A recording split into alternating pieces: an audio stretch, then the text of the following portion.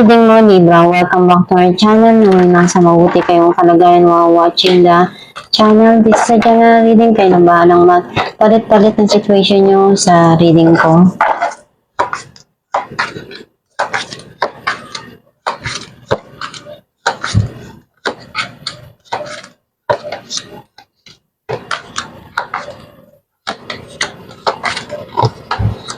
At the bottom of the deck, King of Cups. I feel like yung energy mo, nasa-sense ko na may mga bagay dito na pinupunuan mo na pagmamahal or gusto mong maramdaman na maibigay sa'yo. Some of you, pwedeng tao na alam mong nagmamahal sa'yo ng totoo. Ang mensahe ng card mo, nandun sa point na may mga desisyon ka na kailangan gawin pero nahihirapan kang makagalaw, makapag-umpisa. Merong darating dito na bagong idea, linaw dun sa mga sitwasyon na nangyari sa buhay mo. Some of you, pwedeng may darating na bagong pag-uusap. And andun yung marami kang ibinigay na kaya mong gawin, panahon na ininvest mo.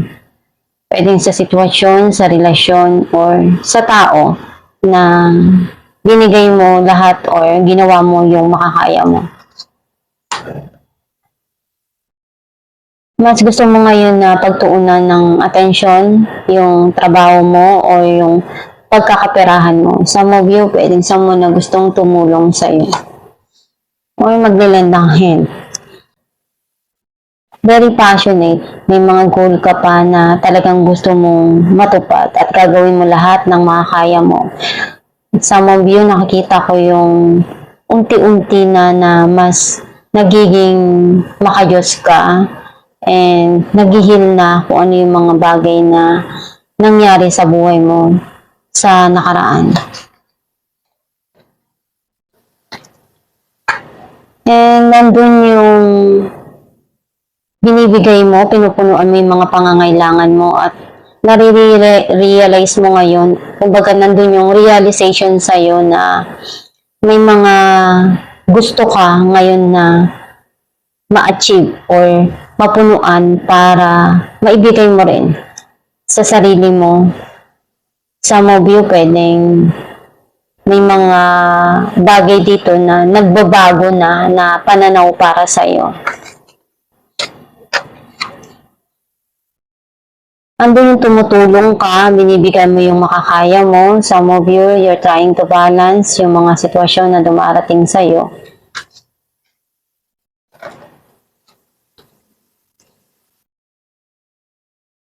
Andun yung passion mo to build something para doon sa mga gusto mo.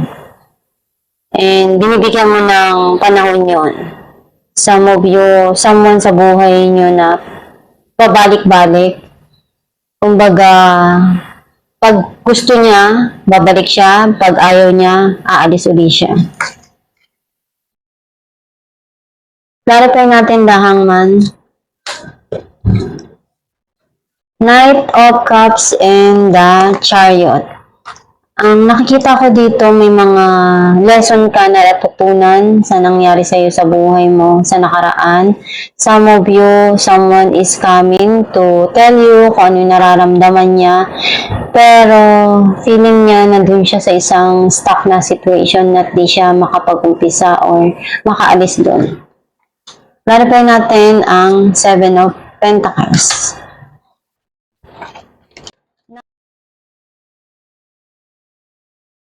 Knight of Wands and the Devil, andun yung you feel connected pa rin dito sa nangyari sa past. May mga binigay ka or ininvest ka na panahon, oras dito sa tao na to. Pero mas gusto mo ngayon na alisin yung sarili mo doon kasi it is really something here na para sa'yo napakahirap i-remove or masakit na kumbaga, masakit na sa nararamdaman, sa feelings mo. Some of you, pwedeng someone sa buhay nyo na pabalik-balik na gusto niyang magbigay ng panahon at oras ngayon. And hindi kanya makalimutan. Clarify natin ang Queen of Wands. Itong tao na to, pwedeng may obsession and addiction sa'yo. 5 of Pentacles and Knight of Wands. You feel sad nung nangyari to kasi feeling mo iniwan ka, kaya nalungkot ka, pero ang ginawa mo na lang is bumangon ka uli kahit na ang dami mo ng pinagdaanan dun sa sitwasyon na yun. Binigyan mo ng wall, ng distansya yung sarili mo doon sa mga taong nakasakit sa iyo. Clarify natin ang 6 of Pentacles. The World and 8 of Wands. May minamanifest ka dito na matanggap. Some of you, may mga opportunity na ibibigay sa'yo na magbibigay ng mga blessing, kumbaga, na pwede mo rin na ma-i-share kung kanino mo gusto. Some of you, may message na darating dito. Clarify natin ang Ace of Swords.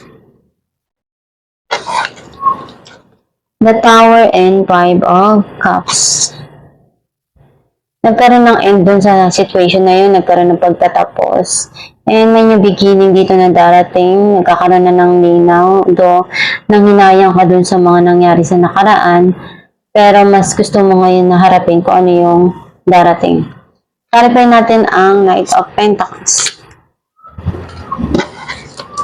10 of Cups and Knight of Cups. Someone wants to tell you kung ano yung nararamdaman niya, and maibigay ko ano yung kaya niya. Andun yung pagmamahal. And also, nakita niya na or pwedeng itong tao na to emotionally attached sa'yo. Kasi ikaw yung nakikita niya na magbibigay ng long-term na happiness para sa kanya. Ikaw yung kasiyahan ng puso niya. Clarify natin ang The Empress. Justice and King of Pentacles. Itong tao na to ngayon niya na-realize yung value mo, yung importansya mo sa buhay niya. And may mga bagay siya dito na nagkakaroon na ng linaw ngayon sa sarili niya. And nandun yung worth mo as a person na dati hindi niya naiisip. Clarify natin na ito once. 6 of Wands and 5 of Swords. Nakikita ko na nandun yung changes na darating ngayon sa buhay mo.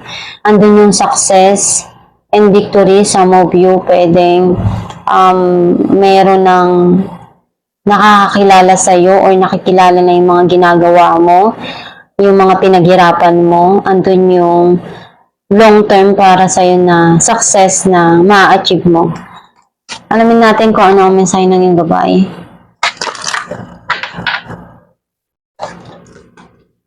Focus on service. Your soul desires only to joyfully serve and to swim in a constant stream of bliss. This stream continuously feeds you everything you need. Put your entire focus upon staying in this stream of giving and receiving in every situation and all that you do. Ang mensahe ng iyong gabay na gawin mo lang yung makakaya mo doon sa mga dumarating sa buhay mo. Kung gusto mo tumulong or magbigay ng makakaya mo, gawin mo lang. Do it basta as long na masaya ka doon sa ginagawa mo. And also magdasal lang palagi. Huwag makakalimot na nandyan lang yung gabay mo, ang Diyos Ama, ang universe to help you and guide you. And gawin mo lang yung best mo palagi sa mga binibigay sa iyo. At itong yung reading Libra, kung nakaresonate ka, kindly comment down below. Thank you for watching.